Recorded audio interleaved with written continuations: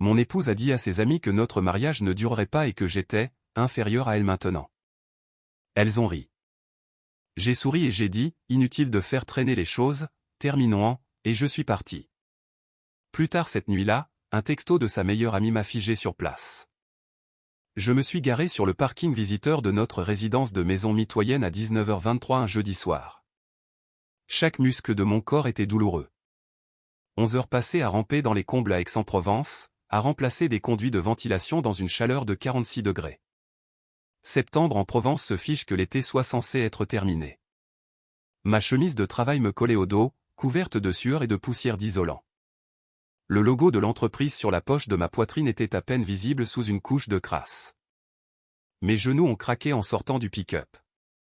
3 voitures étaient stationnées sur les places visiteurs, le Renault Kadjar d'Élodie avec une bosse sur le pare-choc arrière, la BMW noire de Manon qui coûtait probablement plus cher que ce que je gagnais en un an, et la Peugeot 508 de Sophie avec l'autocollant, coexiste, sur la vitre arrière. Je les ai toutes reconnues. Les amies de Chloé. Elles tenaient une de leurs soirées vin, ce qui arrivait généralement 2 fois par mois. J'avais appris à me faire discret pendant ces rassemblements. Tout ce que je voulais, c'était une douche chaude et ce qui restait à manger dans le frigo, peut-être regarder quelque chose d'insensé à la télévision avant de m'effondrer au lit. J'ai pris mon sac à outils dans la benne du Ford rangé et je me suis dirigé vers la porte d'entrée. Je pouvais les entendre avant même d'atteindre l'entrée, des voix féminines, des rires, ce genre aigu qui arrive après l'ouverture de la 2e bouteille de vin. J'ai déverrouillé la porte aussi doucement que possible, n'essayant pas de me faufiler, mais juste trop épuisé pour m'annoncer. C'est à ce moment-là que j'ai entendu sa voix percer le bavardage. Honnêtement, notre mariage ne tiendra probablement pas une année de plus. Il est tellement inférieur à moi maintenant, comparé à là où je me dirige. J'ai figé dans l'entrée, ma main toujours sur la poignée de la porte. Mon sac à outils est soudainement devenu plus lourd. À travers l'arche, je pouvais les voir toutes les 4. Chloé était assise au centre de notre canapé d'angle comme si elle tenait la cour. 2 bouteilles de vin sur la table basse, des verres partout. Manon se pencha en avant avec empressement. « Ma belle, tu l'as dépassé », dit Manon. Sophie hocha la tête en signe d'accord. Élodie est restée silencieuse, fixant son verre de vin. Elles ont toutes ri, pas un rire nerveux, mais le genre décontracté et facile, comme si Chloé venait de leur raconter la blague la plus drôle qu'elles aient entendue de la semaine. Je suis resté là pendant peut-être 5 secondes. Mon cœur battait assez fort pour que je le sente dans ma gorge, mais ma tête est devenue complètement claire. Vous savez ce moment où tout se met en place? Où vous voyez enfin quelque chose que vous avez essayé de ne pas voir depuis beaucoup trop longtemps? Je suis entré dans le salon. Toutes les 4 se sont tournées pour me regarder. Le rire s'est éteint instantanément. Le visage de Chloé est passé de rouge et animé à pâle en environ 2 secondes. Inférieur à moi maintenant, ai-je dit, gardant ma voix égale. Une interprétation intéressante. Oh, dit Chloé. Son verre de vin tremblait légèrement dans sa main. Tu es rentré tôt. L'appel d'urgence s'est terminé plus vite que prévu, ai-je dit. Et c'est une bonne chose, d'ailleurs. Manon ouvrit la bouche. Julien, commença-t-elle. J'ai levé la main. Inutile de faire traîner ça pendant une autre année. Terminons en maintenant. Silence total. Élodie posa son verre de vin sur la table basse avec précaution, comme si elle craignait qu'il n'éclate. Sophie trouva soudainement ses genoux très intéressants. De quoi parles-tu, réussit finalement Chloé. Tu veux partir? Je te donne ta sortie, ai-je dit. J'ai sorti mon téléphone de ma poche et j'ai vérifié l'heure. 19h27. Ce soir me convient. J'ai regardé ces 3 amis. Je vous laisse l'intimité, mesdames, pour finir votre soirée. J'ai besoin de faire mes valises. Je me suis dirigé vers les escaliers. Derrière moi, personne n'a dit un mot. La chambre semblait différente d'une certaine manière, plus petite. J'ai tiré mon sac de sport du placard et j'ai commencé à le remplir. Vêtements de travail pour demain. Sous-vêtements, chaussettes, déodorant et brosse à dents de la salle de bain. Chargeur de téléphone, mon ordinateur portable. Chloé est apparue dans l'embrasure de la porte. Tu réagis de façon excessive à une conversation de fille. J'ai fermé la fermeture éclair du sac. Il n'y a rien à discuter. Tout le monde se plaint de son conjoint parfois. Tu as été clair. Elle est entrée dans la pièce, ses talons claquant sur le parquet. Où penses-tu aller? Est-ce que ça a de l'importance où je vais? Nous devons en parler comme des adultes. J'ai pris le sac de sport et je me suis tourné vers elle. Tu viens de passer la soirée à me démolir devant tes amis, à rire du fait que je ne suis plus assez bien pour toi. Que reste-t-il à discuter? Son visage est devenu rouge, la colère remplaçant la peur. C'est ridicule. Tu jettes 6 ans à la poubelle pour un seul commentaire. Je suis passé devant elle jusqu'à l'embrasure de la porte, me suis arrêté, j'ai regardé en arrière. Non, ai-je dit, c'est toi qui les as déjà jetés. Je ne fais que le reconnaître. Je suis descendu. Ses 3 amis étaient toujours figés sur le canapé. J'ai pris mes clés sur le crochet près de la porte, mon portefeuille, mon sac d'ordinateur portable de travail. Julien. Chloé était maintenant en haut des escaliers. Tu ne peux pas simplement partir. J'ai ouvert la porte d'entrée. Regarde-moi faire. Puis je suis parti. 19h47 sur l'horloge numérique de mon pick-up. 24 minutes depuis que j'avais franchi cette porte. 24 minutes depuis la fin de mon mariage. J'ai roulé vers l'ouest sur l'autoroute A8, puis vers le nord sur la nationale 7. L'enseigne de l'hôtel F1 brillait dans le ciel qui s'assombrissait. 62 € la nuit. Le réceptionniste m'a à peine regardé lorsque j'ai payé en espèces et pris la clé de la chambre 214, deuxième étage, entrée extérieure. Les escaliers ont gémi sous mes bottes de travail. La chambre sentait la cigarette malgré l'étiquette non-fumeur sur la porte. Moquette brune usée par endroits, du genre à avoir été nettoyée 1000 fois sans jamais vraiment être propre. Lit queen size avec une couette qui avait connu des jours meilleurs.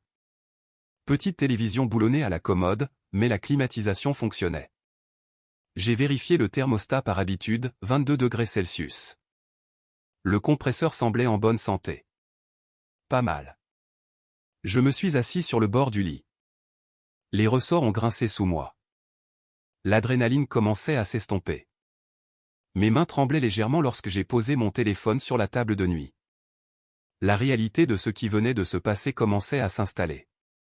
6 ans de mariage partis en 24 minutes. Il a vibré. 20h22. Un texto de Chloé. Rentre à la maison. Nous devons parler. J'ai fixé l'écran. Je n'ai pas répondu. 20h35. Tu te comportes comme un enfant. 20h51. Très bien. Fais ta crise. 21h18. Je suis désolé.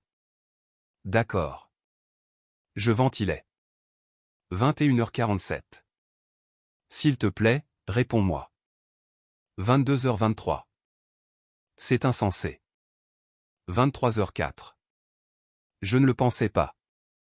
J'ai lu chaque message, mais je n'ai rien tapé en retour. Au lieu de cela, je me suis allongé sur le mince oreiller et j'ai regardé le plafond. Il y avait une tache d'eau dans le coin qui ressemblait vaguement à l'Espagne. Sous tout le choc et la colère, il y avait autre chose, quelque chose que je n'avais pas ressenti depuis longtemps, le soulagement. J'ai fermé les yeux. Demain, je trouverai ma prochaine étape. Ce soir, j'avais juste besoin de digérer ce qui venait de se passer. Mon réveil a sonné à 5h30, mais j'étais déjà à moitié éveillé à cause de mon téléphone qui vibrait comme s'il faisait une crise d'épilepsie. 31 appels manqués, 54 messages textes, tous de Chloé, sauf un. Je les ai parcourus pendant que la cafetière gratuite dans le coin gargouillait pour démarrer. Les messages montraient le cycle complet, colère, excuses, blâme, désespoir. Le plus récent, envoyé à 5h47, disait juste « s'il te plaît ». J'ai versé le café dans un gobelet en mousse. Faible mais chaud. Mieux que rien. J'avais des appels de service prévus à partir de 8h. La vie ne s'arrête pas juste parce que votre mariage implose. Mon téléphone a vibré à nouveau.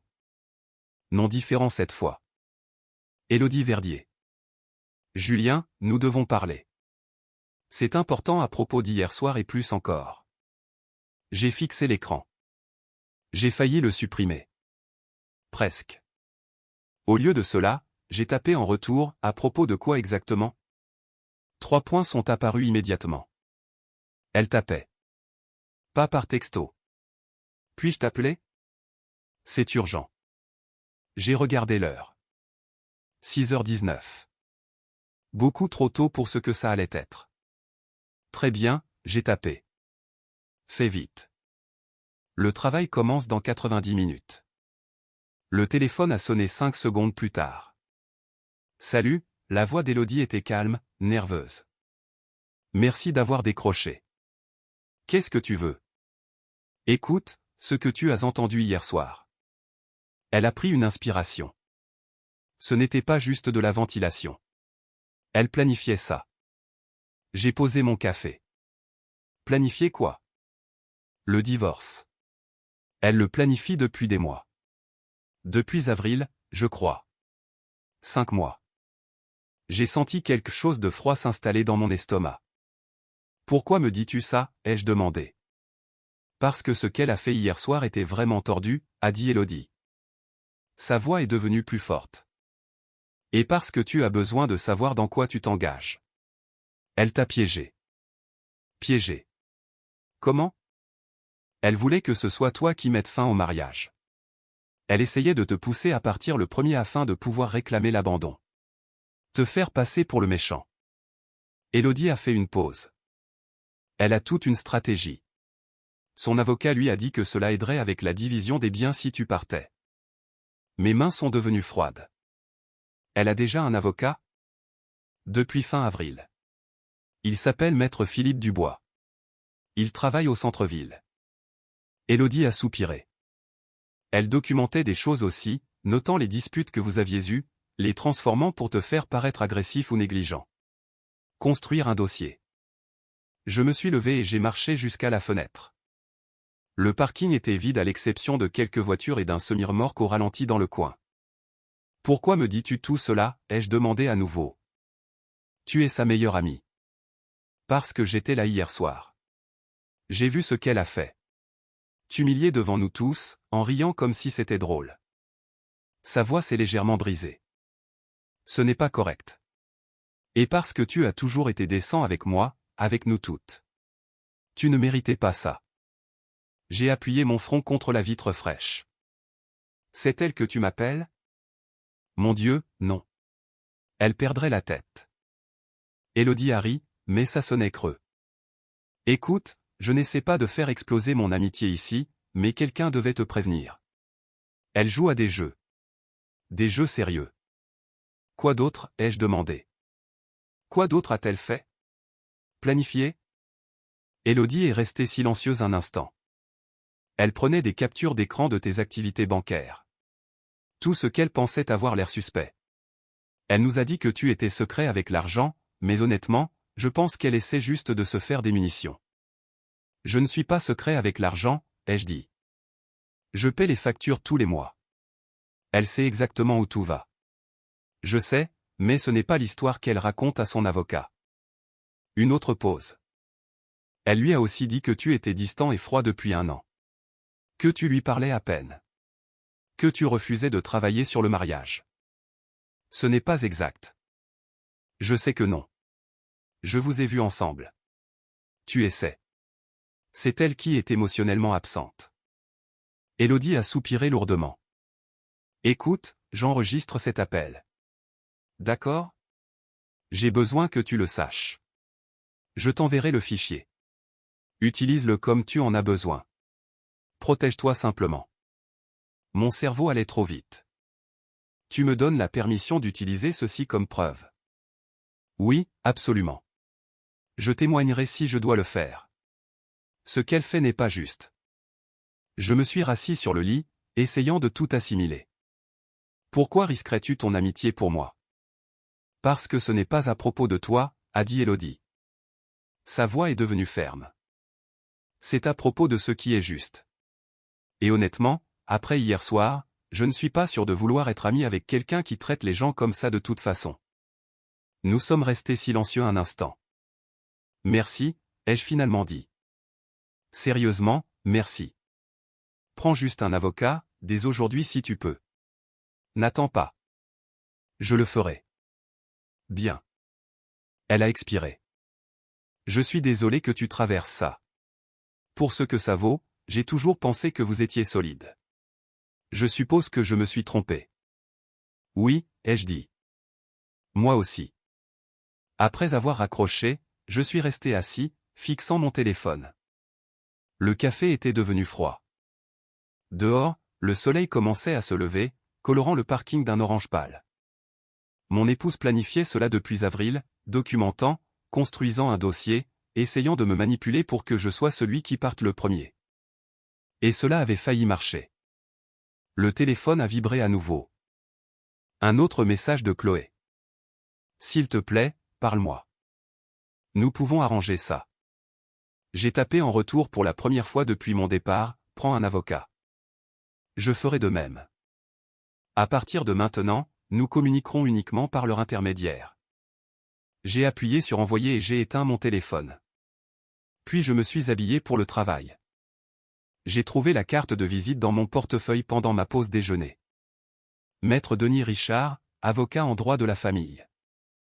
Un collègue qui avait traversé son propre divorce 6 mois auparavant me l'avait donné. Je l'avais gardé sans vraiment savoir pourquoi. J'ai rallumé mon téléphone et j'ai composé le numéro avant de pouvoir douter. Une réceptionniste a répondu au 3e coup de fil. Cabinet Richard et Associés. J'ai besoin de planifier une consultation, ai-je dit. Dès que possible. C'est urgent. Nous avons une ouverture demain, samedi, à 10 h du matin, si cela vous convient. Maître Richard a vu que nous avions une annulation et a voulu se rendre disponible. Je la prends. Parfait. Puis-je avoir votre nom?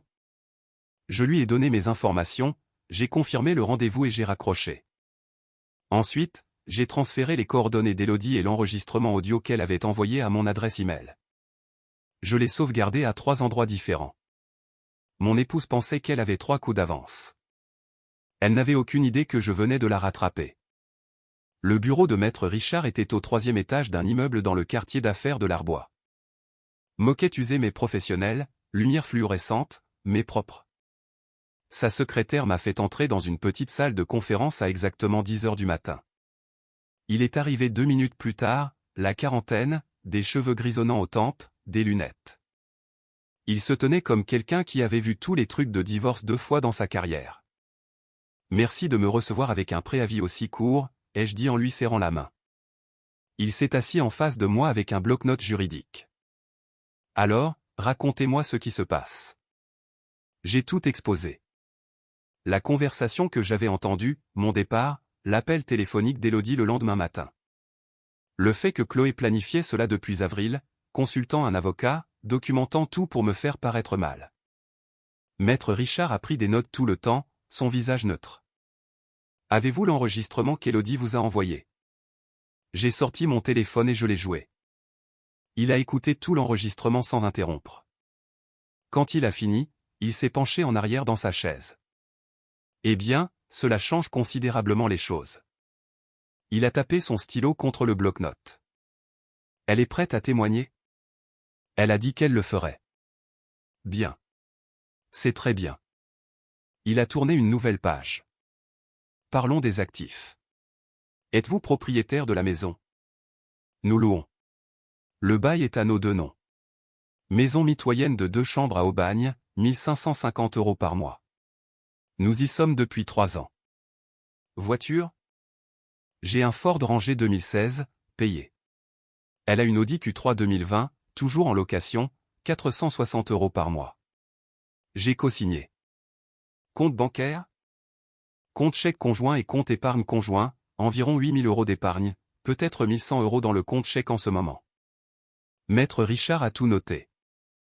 D'autres actifs? Compte de retraite.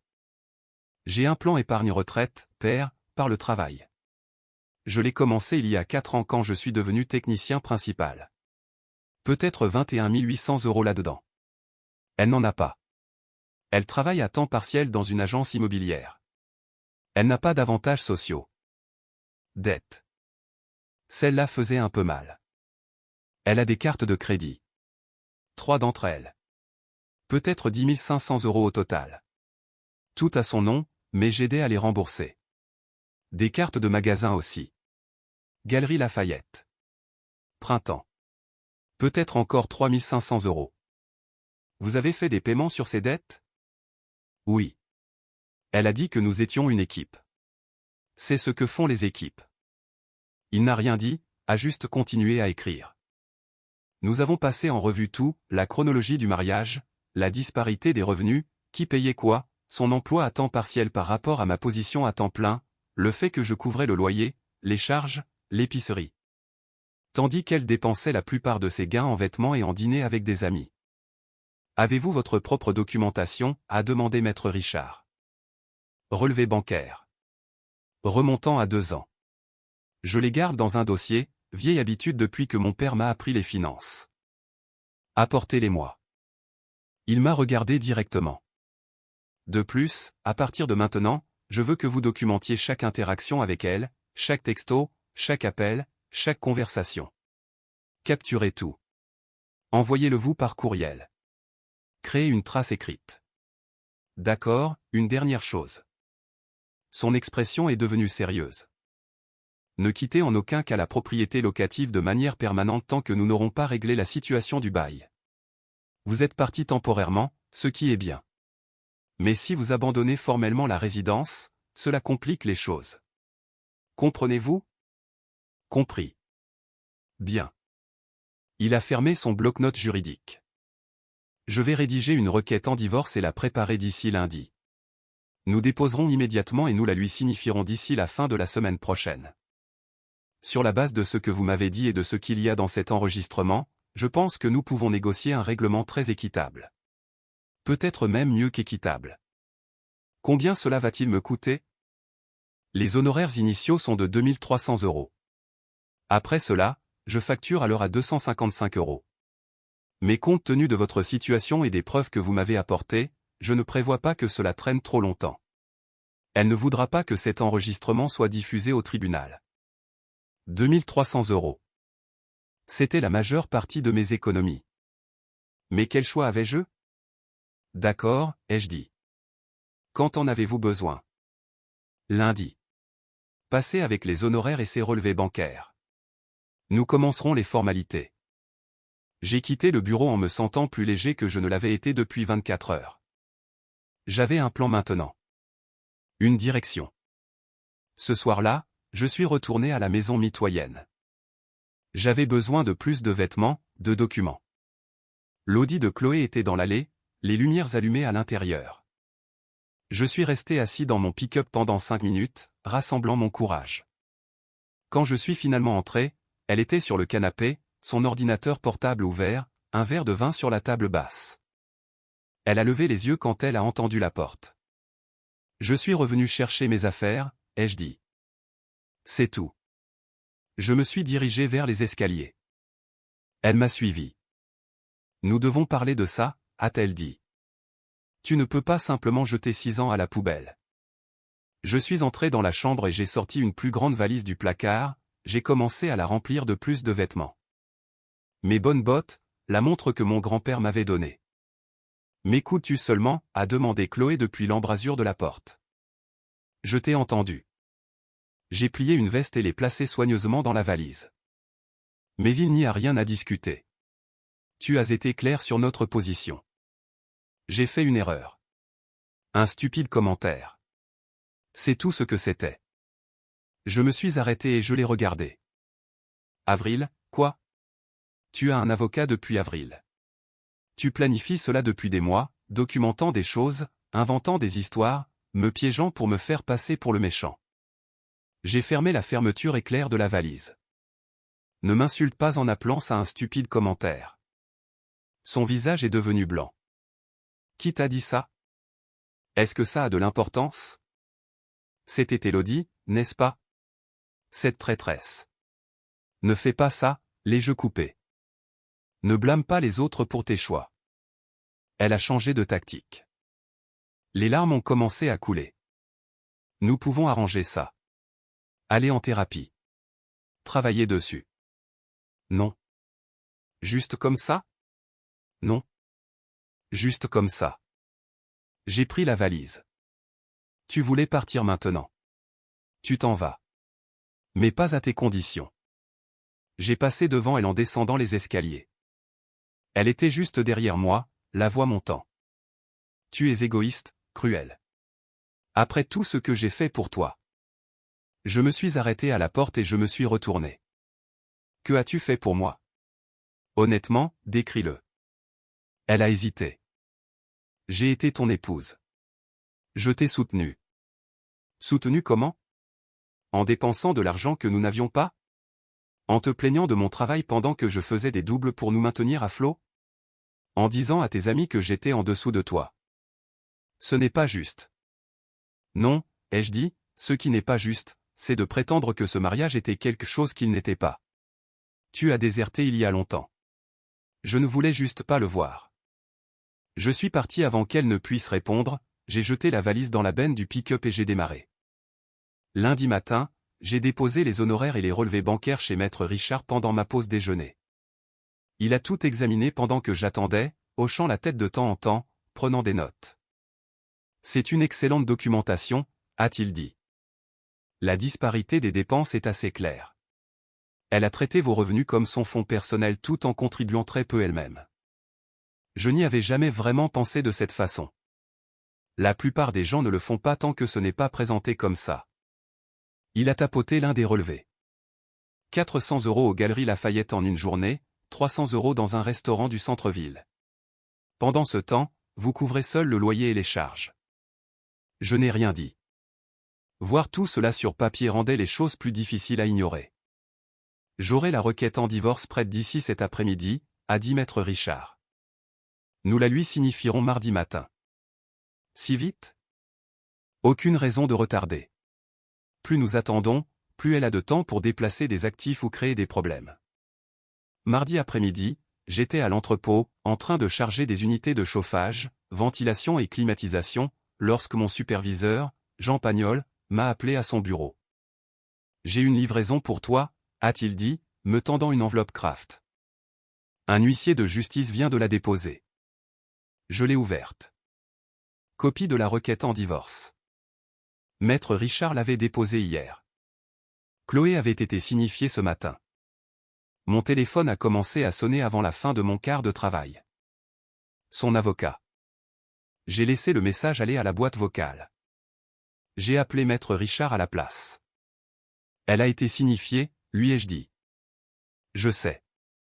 Son avocat m'a déjà contacté. Il veut négocier. C'était rapide. Elle sait qu'elle est en mauvaise posture. L'enregistrement d'Élodie, la documentation financière, les déclarations de témoins de ses amis qui se retirent de son histoire. Elle ne veut pas que cela aille au tribunal. Il a fait une pause. Il propose une réunion de règlement pour mardi prochain. Qu'en pensez-vous? Je pense que nous devrions les écouter. Bien. Mais nous n'accepterons rien qui ne soit pas juste pour vous. Il ne s'agit pas d'être vindicatif. Il s'agit de protéger vos intérêts. Au cours des jours suivants, d'autres informations sont apparues. Manon m'a envoyé un texto s'excusant d'avoir ri cette nuit-là. Elle a dit que Chloé l'avait appelée pour essayer de la convaincre de dire que j'avais été méchant, mais Manon avait refusé. Elle a proposé de vérifier ce qui s'était réellement passé si j'en avais besoin. Sophie a envoyé un message similaire. Elle a dit qu'elle se sentait coupable, qu'elle voulait aider si elle le pouvait. Élodie m'a envoyé des captures d'écran, des échanges de messages textes de juin entre Chloé et son avocat. Chloé demandant combien elle pouvait obtenir pour mon père, posant des questions sur mon pick-up, demandant une pension alimentaire, son avocat lui conseillant de tenir un journal, de tout documenter, pour me faire paraître contrôlant. J'ai tout transmis à Maître Richard. Une assurance, l'a-t-il appelé, au cas où elle essaierait de changer les termes à la dernière minute. La conférence de règlement a eu lieu un mardi après-midi à 14 h. Les deux avocats, nous deux. Chloé semblait épuisée quand elle est entrée, les cheveux tirés en queue de cheval négligés au lieu de ses vagues coiffées habituelles. Moins de maquillage que je ne l'avais jamais vue porter en public. Moins soignée que d'habitude. Elle n'a pas voulu croiser mon regard. Nous nous sommes assis de côtés opposés de la table de conférence. Son avocat, Maître Philippe Dubois, était plus jeune que Maître Richard, peut-être vers la fin de la trentaine. Costume coûteux, le genre de gars qui conduit probablement une Tesla. Il a commencé fort. Notre position est que mademoiselle Axford a droit à la moitié de tous les actifs conjugaux et demande une pension alimentaire pour conjoint compte tenu de la disparité des revenus. Maître Richard n'a même pas cligné des yeux. Il a glissé un dossier sur la table. Parlons des contributions. Il a présenté les preuves méthodiquement. Les relevés bancaires montrant que j'avais couvert 80% des dépenses de subsistance au cours des 2 dernières années. Les dépenses personnelles de Chloé s'élevaient en moyenne à 1300 à 1950 € par mois en articles discrétionnaires, restaurants, shopping, soins de spa. La dette de carte de crédit provenant entièrement de ces achats. Les déclarations de témoins sur ce qui s'était passé ce jeudi soir. 3 de ses propres amis prêtes à témoigner de ce qu'elles avaient entendu. L'enregistrement d'Élodie révélant la préméditation. Les messages textes montrant son avocat lui conseillant de construire un faux récit. L'expression confiante de Maître Dubois a commencé à se fissurer. Il a feuilleté les documents, sa mâchoire se crispant. Ma cliente a renoncé à une opportunité de carrière pour soutenir le mariage, a-t-il essayé. Votre cliente travaille à temps partiel par choix et possède une licence immobilière, a déclaré Maître Richard. Elle est employable. En fait, selon ses registres, elle est licenciée depuis 2 ans et a conclu exactement 3 ventes. C'est un choix, pas un sacrifice. L'audi est aux 2 noms, et elle a insisté pour la louer malgré les objections de mon client. Elle peut assumer le bail ou y renoncer. Nous avons des messages textes où il a spécifiquement dit qu'il ne pouvait pas se le permettre. Qu'en est-il de la dette de carte de crédit encourue entièrement par votre cliente pour des achats personnels? Elle peut l'assumer, à moins que vous ne souhaitiez que je lise cette liste détaillée de dépenses devant le tribunal. Galerie Lafayette. Printemps. Brunch dans des endroits qui facturent 18 € pour des œufs bénédicts. Maître Dubois a regardé Chloé. Elle fixait la table, le visage rouge. Ils ont pris une pause à 15h15. Pendant la pause, Chloé a demandé à me parler en privé. Maître Richard l'a déconseillé. J'ai accepté quand même. Je voulais la clôture. Nous sommes allés dans une salle de conférence, la porte ouverte, les avocats à proximité. J'ai fait une erreur, a dit Chloé, une énorme erreur. Pouvons-nous s'il vous plaît essayer la thérapie de couple? Tu as planifié cela pendant 5 mois, ai-je dit. Tu n'as pas fait une erreur. Tu as fait un choix. J'étais frustré. Je n'ai jamais vraiment voulu ça. Si, tu le voulais. Tu le voulais juste à tes conditions. Elle a commencé à pleurer. Je ne veux pas te perdre. Tu ne veux pas perdre le soutien financier, ai-je dit. Il y a une différence. Ce n'est pas juste. Ce que tu as fait non plus n'est pas juste. Nous sommes retournés à la négociation. À 16h47, nous avions des conditions. Elle garderait son Audi et assumerait les paiements de location restants, ses effets personnels, ses comptes de retraite, qui n'existaient pas. La moitié de l'épargne conjointe, 4 000 €. Je garderai mon pick-up, mes effets personnels, mon père moins la portion conjugale qu'ils ont calculée à 7 200 €. L'autre moitié de l'épargne conjointe. Elle assumerait toutes ses dettes de carte de crédit, 10 500 €. Sa dette de carte de magasin, 3 500 €. Aucune pension alimentaire pour conjoint. Nous sommes tous 2 employables. Le bail de la maison mitoyenne serait rompu. Nous déménagerions tous les 2. Le dépôt de garantie serait partagé. Frais juridiques, chacun paie les siens. Chronologie, 60 jours pour finaliser. Nous avons signé les documents le vendredi suivant. Des signatures séparées. Je n'ai jamais revu son visage ce jour-là. Coûts juridiques totaux pour moi, 3 900 € et les honoraires plus 6,2 heures facturables. Cela a vidé mon compte d'épargne, mais cela en valait la peine. J'ai envoyé un dernier texto à Chloé. Les papiers sont signés. Je quitterai la maison d'ici le 31 octobre. Ne me contacte plus. Elle a répondu, j'espère que tu trouveras ce que tu cherches. J'ai tapé en retour, c'est déjà fait. Le respect de soi. Puis j'ai bloqué son numéro et supprimé le contact. Le 1er octobre, j'ai emménagé dans un appartement T2 à Salon de Provence près du boulevard de la République. 1100 € par mois. Moins cher qu'avant. La résidence était plus ancienne mais bien entretenue. Unité au 2e étage avec un petit balcon orienté à l'est. J'aurai le soleil du matin. Tout dans cet appartement était à moi. Mon choix. Mes meubles IKEA. 1300 € de cadre de lit, canapé, table à manger. J'ai passé un samedi à tout assembler moi-même. J'ai trouvé une étrange satisfaction à suivre les instructions. Construire quelque chose à partir de zéro. Première fois depuis des années. Tout autour de moi reflétait mes décisions seules. J'ai commencé mon nouveau poste de technicien principal le même jour. Poste salarié, 63 000 € par an. Jean me l'avait proposé pendant tout le chaos.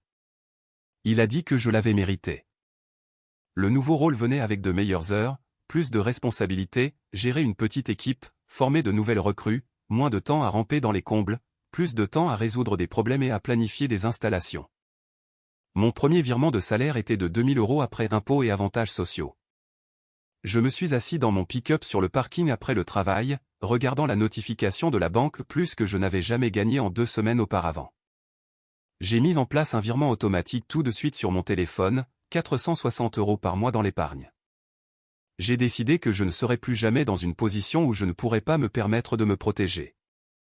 Mi-octobre, Elodie m'a envoyé un texto, disant que le groupe d'amis s'était pratiquement dissous après que la vérité ait éclaté. Personne ne voulait plus être près de Chloé. Elle a essayé d'organiser des événements. Personne ne s'est présenté.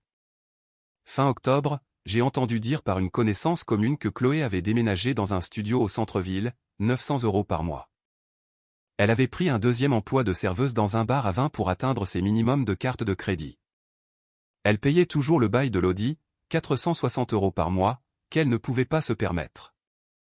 Je n'ai ressenti aucune satisfaction à entendre cela, juste du vide. Novembre a apporté un bonus de performance, 1100 €. Je l'ai utilisé pour finir d'aménager mon appartement et pour constituer mon fonds d'urgence. À la fin du mois, j'avais 2150 € d'économisés. Je me sentais financièrement stable pour la première fois depuis des années. Décembre, j'ai rencontré Elodie au carrefour près du centre commercial Plan de Campagne. « Comment vas-tu, vraiment ?» a-t-elle demandé. « Mieux que je ne l'ai été depuis longtemps, ai-je dit. Et toi ? Je suis contente de t'avoir appelé ce matin-là. C'était la bonne chose à faire. Ça l'était. Tu m'as probablement sauvé d'années de pire. Nous avons parlé pendant quelques minutes, nous sommes séparés en amis. Clôture de ce chapitre. Le 14 février, la Saint-Valentin. Un timing ironique. Mon entreprise organisait un événement d'appréciation des fournisseurs dans un entrepôt à Vitrolles. Dîner gratuit, réseautage avec les vendeurs. Jean avait encouragé toute l'équipe à y aller. J'y suis allé principalement pour la nourriture gratuite et l'occasion de mettre des visages sur les noms avec lesquels je traitais au téléphone. L'entrepôt était décoré de bannières d'entreprise et de tables pliantes recouvertes de nappes blanches. Un buffet s'étendait le long d'un mur. Le poulet habituel, le saumon, le mélange de légumes. J'ai pris une assiette et je me suis mis dans la file. J'essayais de choisir entre les 2 plats principaux quand une femme à côté de moi a dit « Le poulet est en fait décent. Le saumon, pas tellement. » Crois-moi, je l'ai déjà essayé. J'ai regardé, début trentaine, cheveux bruns tirés en queue de cheval pratique, yeux bruns chaleureux, sourire sincère. Son badge d'identification disait Liliane Thomas, responsable des pièces approvisionnement du Sud. Bon à savoir, ai-je dit. Je m'en tiens généralement au poulet de toute façon. Choix plus sûr. Homme intelligent. Tu es avec chauffage et climatisation du Sud, n'est-ce pas? Je reconnais le badge, Julien. C'est chauffage et climatisation du Sud. Aucune relation avec moi. Juste une coïncidence avec le nom de famille. Tu es responsable des pièces chez Approvisionnement du Sud. 3 ans. J'ai probablement traité tes commandes. Vous avez toujours besoin des raccords bizarres que personne d'autre n'a en stock. J'ai ri. C'est nous. La semaine dernière, j'avais besoin d'un connecteur qui, je le jure, n'a pas été fabriqué depuis 1995. L'adaptateur Robert Shaw? Oui, je me souviens de cette commande. J'ai dû appeler 3 distributeurs pour en trouver un. Mais tu l'as trouvé. Ça m'a sauvé sur ce travail. Nous avons avancé dans la file du buffet, parlant facilement. Elle m'a raconté l'histoire d'un client qui avait essayé de retourner un compresseur qu'il avait clairement laissé tomber d'un toit au 2e étage. Je lui ai raconté la fois où j'avais trouvé une famille de ratons laveurs vivants dans une unité commerciale. La conversation a coulé naturellement. Pas de silence gênant, pas de petites conversations forcées. Quand nous sommes arrivés au bout de la ligne, elle a dit « Eh bien, c'était plus agréable que ce à quoi je m'attendais. Habituellement, ces choses sont plutôt ennuyeuses. » D'accord. Bonne nourriture, bonne conversation. Elle a hésité une seconde, puis a souri. Peut-être que nous nous reparlerons un jour. Je veux dire, quand tu ne seras pas désespérément à la recherche de pièces obsolètes. C'était agréable, ai-je dit. Peut-être que je passerai une commande demain et que je te parlerai vraiment au lieu du système automatisé. Son sourire s'est élargi. J'aimerais bien. J'ai appelé le lendemain, et le jour d'après. Professionnel au début, puis progressivement plus personnel. Nous avons découvert des intérêts communs, la randonnée, le rock classique, les dîners abordables. Elle a mentionné qu'elle était célibataire, divorcée il y a 2 ans, séparation à l'amiable.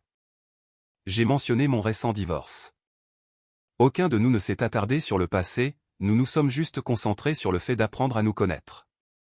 Fin février, nous nous sommes rencontrés pour prendre un café dans un endroit du centre-ville de Salon de Provence. Nous avons parlé pendant 90 minutes. La conversation a coulé facilement. Aucune mention d'ex-conjoint, juste 2 personnes profitant de la compagnie l'une de l'autre.